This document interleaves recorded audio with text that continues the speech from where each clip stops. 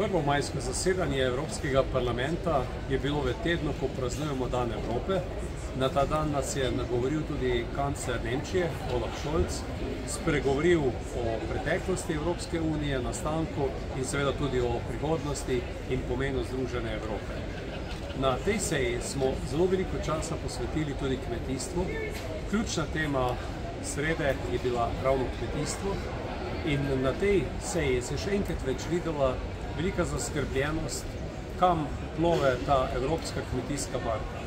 Mnogi smo upozorili na to, da prihajajo nove in nove obremenitve, predvsem te administrativne prepovedi in da kmetom niti ne dopustimo, da bi pričeli z izvajanjem skupne kmetijske politike, ki se začne z letošnjim letom, ko že prihajajo nove grožnje. Tudi moje opozorilo je šlo v to smer, da moramo kmetom pomagati s tem, da bodo imeli več možnosti za precizno kmetijstvo, nove tehnike, uvedba novih sort, ki so tudi odporne na bolezni, škodljivce in da mlade navdušimo za kmetovanje. To, kar počnemo pa danes, jih pa ravno odvrača od tega.